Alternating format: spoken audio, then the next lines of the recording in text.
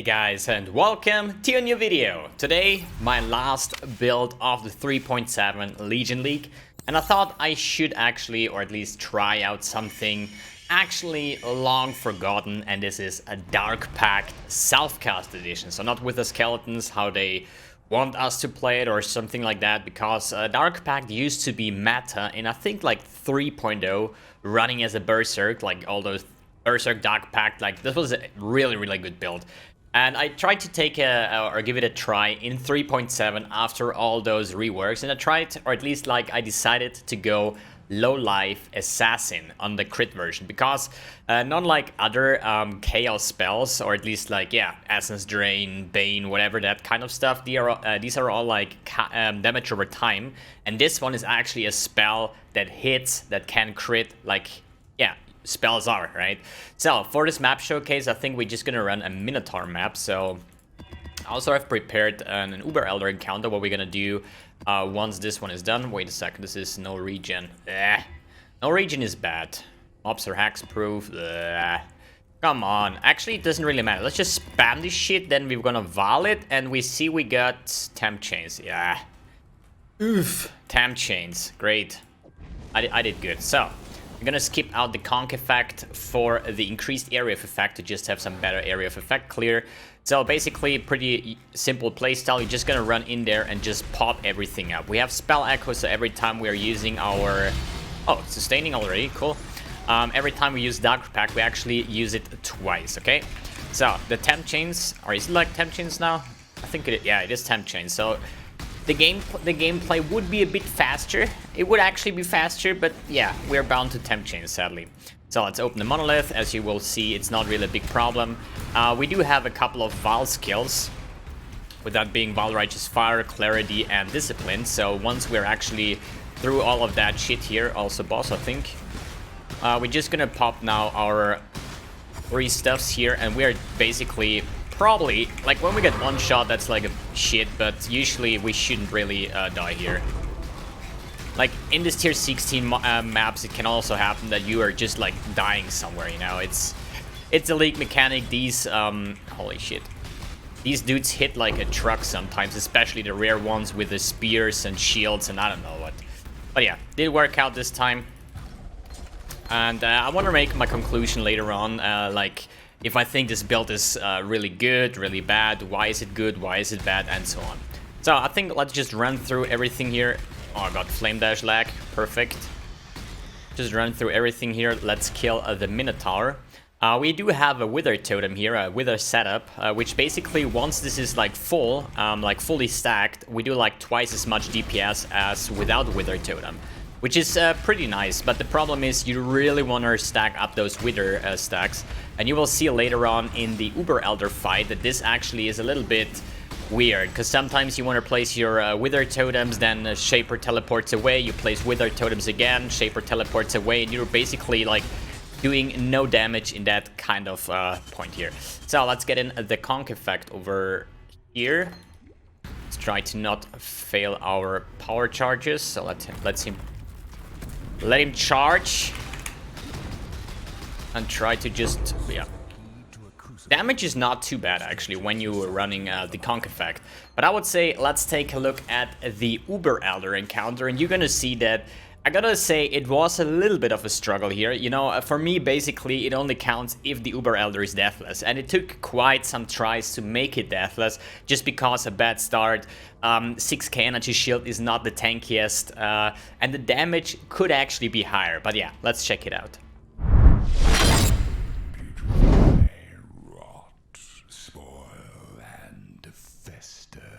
Exile, do something!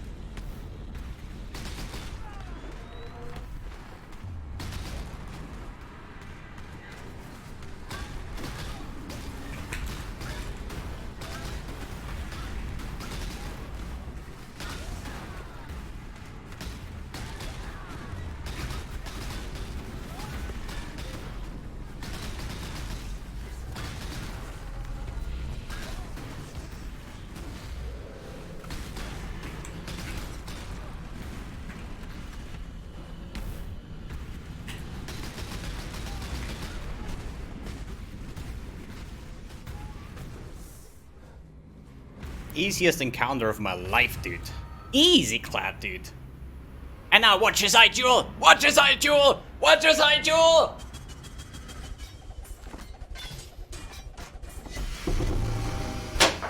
No! Oh, come on, dude! No, watch his eye jewel! A waste of time, actually! Alright, let's take a closer look at this build. How did I give it a try, or at least what was my thinking of building it the way I did? So first of all, I gotta say, in terms of tankiness and damage. So normally, when you're saying like, okay, I'm going like a caster way, you know, I do have enough damage, for example, then I take a shield, because a shield will bring me like up to like 2,500 energy shield, which brings this build up to almost 9,000, which would be nice. But if you decide to go like dual void battery, anything like dual wielding, you're gonna drop all of this energy shield, but therefore you should get rewarded with a big amount of damage, right? And this is a problem that I see here. For running dual wield, I think that the damage is not the best, okay? So I've seen other builds doing more damage with the shield, you know, so this is kind of a problem. But anyway, so here's the build. I choose to go low life for a certain reason. So Dark Pact actually would basically kill us, but it doesn't really kill us. I'll just drop down to 1 life as soon as I'm done with casting it, right? And this is the reason why I'm going the low life energy shield version, because as we read the skill, it says 88% more damage with hits and ailments if using your life. So the way I did this, or at least I made this work, is I'm using my life, I'm dropping down to 0, but since I'm running a Chevron's wrappings, that means that chaos damage does not bypass my energy shield, means that I cannot die, because nothing like can kill me like that, unless you go Hall of Grandmasters and you get Kaldi. Okay, this is probably something different. But yeah. The thing is, I do have a certain amount of live regen in my tree. Somewhere, regen, I think it's somewhere here. Yeah, here I have 0.5% regen. That's basically enough. When I just use my spell, you see that I'm instantly regening again. The problem here is when I spam it, you see that not every Dark Pact will have the life version, right? Because sometimes I will have 1 life, it will use Dark Pact, and I will not get the extra damage here, right? Because I'm dropping to 1 life here. So the thing that I did it here is 1 point of regen means you killed something right here and you move and then you start regening, so the next Dark Pact will do the more damage, right? So the next thing is I have a shaped ring that says 12 life gained for each enemy hit by your spells. Since Dark Pact is a spell, so every time I hit something, I do get the regen back. So basically it says my regen will give me like up to like 3 life, for example. I use Dark Pact, I get down to 0, but the Dark Pact hits, I get the 12 life back. So the next Dark Pact will also benefit from the damage here, right? And this is the way I wanted to build it, and it worked out actually pretty fine. So let's take a look at the gear itself. This is just, yeah, I tried some enchanted fossils, and I got this one with the wither effect. I actually wanted to have like Dark Pact damage or something, but there was no right base for it, and I choose to go with an Elder Helm because I have flat chaos damage to spells, which boosts my damage quite a lot. Then just the minus chaos resistance, I think it was like Aberranth fossils, and yeah, hit some pretty nice renewals, just multi-modded with energy shield, and we're good.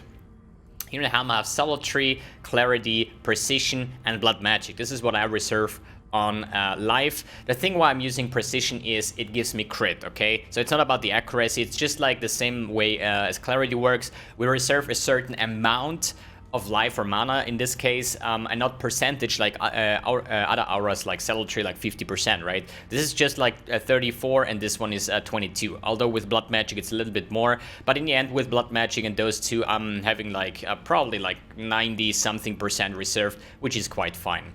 Then dual wielding void batteries, because we are scaling with power charges. So I want to have every single node here that actually gives me more power charges. Like we have 3 in normal, right? Then we have 1 here, 2 and 3 on the left side, makes it 6. Then through the Ascendancy, which is the, I think, where is it? Unstable Infusion? No, Deadly Infusion. Makes me up to 7, and then 8 and 9, which gives me 9 power charges. With the 9 power charges, I'm getting a lot of crit like multiplier, critical strike chance, spell damage, and also the spell damage that I get from the void batteries.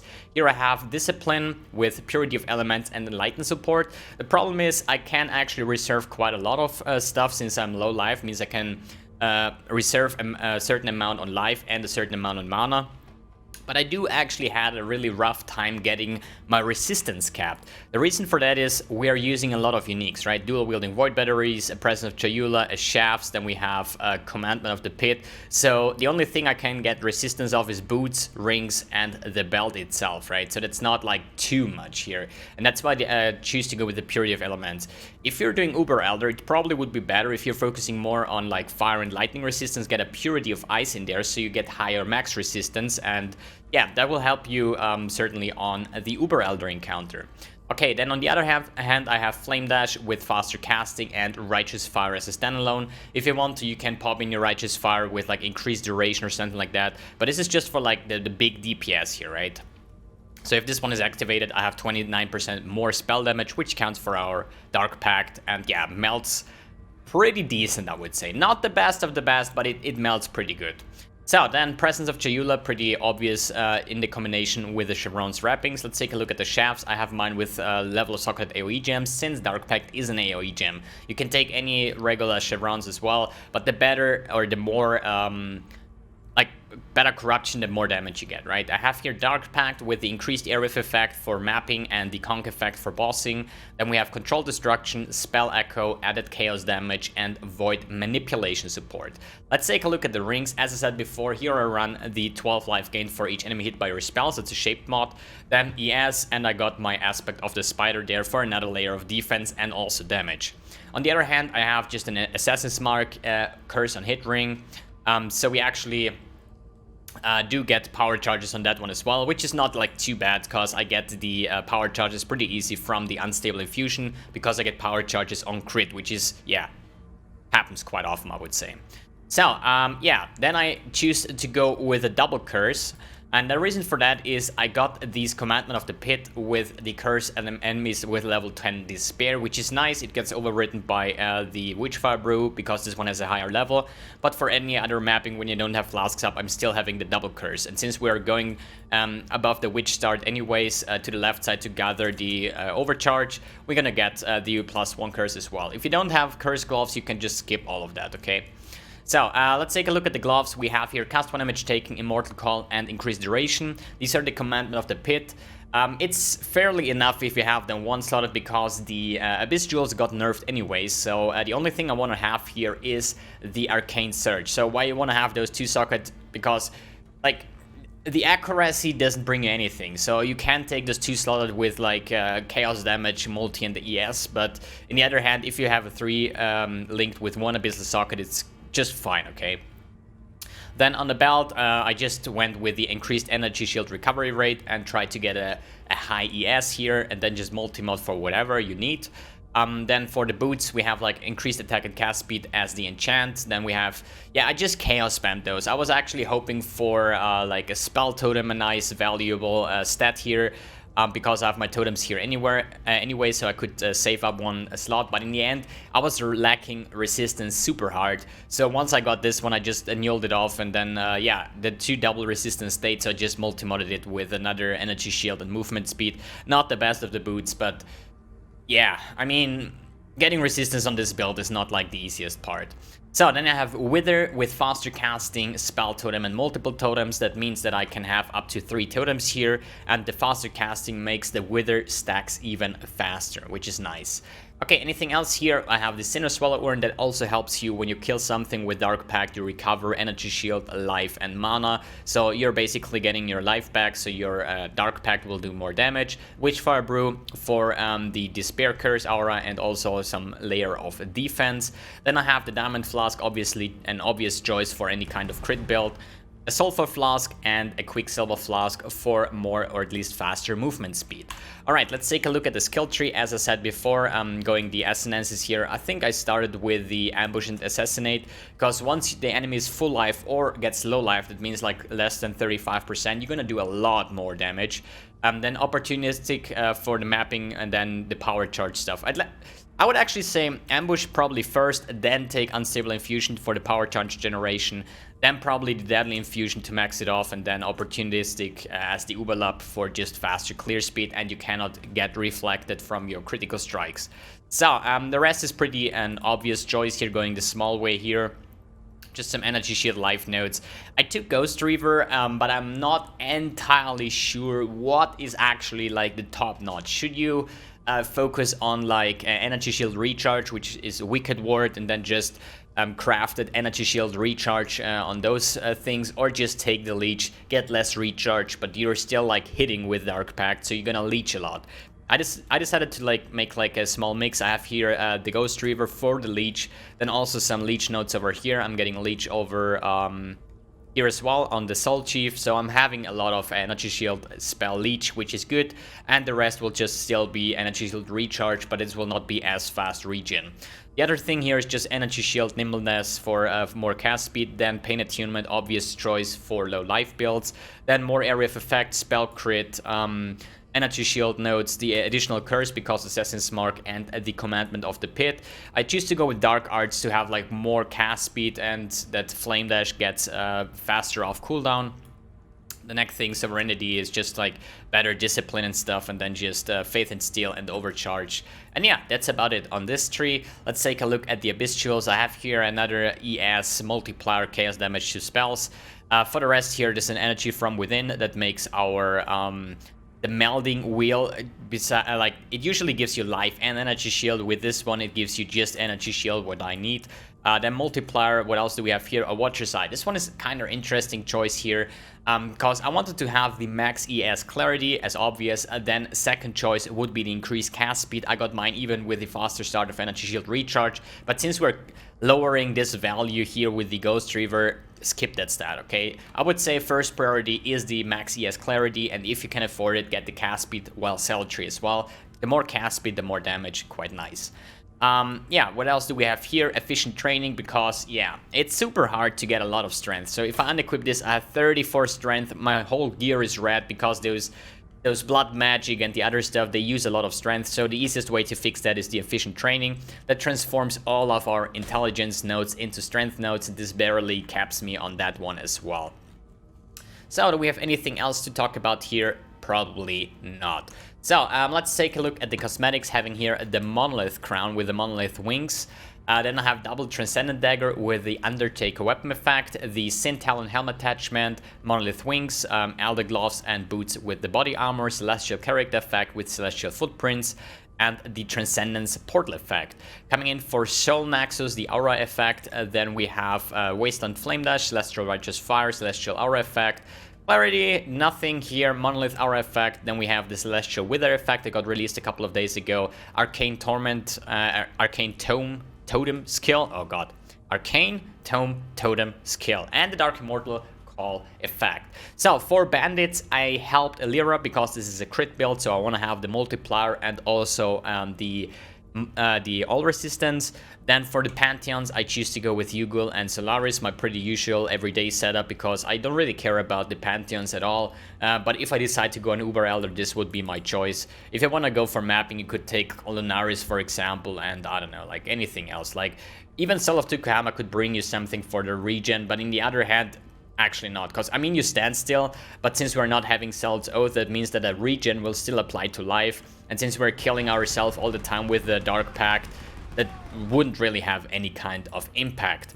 Yeah, this was 3.7 Legion League. I played a total of, I think, 23 builds, so quite a lot, I would say. So I have to say I'm actually super bored at the moment in this game, so this is my last character. Was still nice to play Dark Pact again, because the first time I played was in 3.0, never touched it since then, so it means like it's like 2 years ago or most. So yeah, it was quite nice, but I gotta say it's probably reasonable why it's not meta anymore, because the Selfcast Dark Pact was okay. Let's say it was okay. It was not bad, but there's definitely builds that bring you more with probably less currency invested. So guys, thanks for tuning in, thanks for watching, and see you on the next video.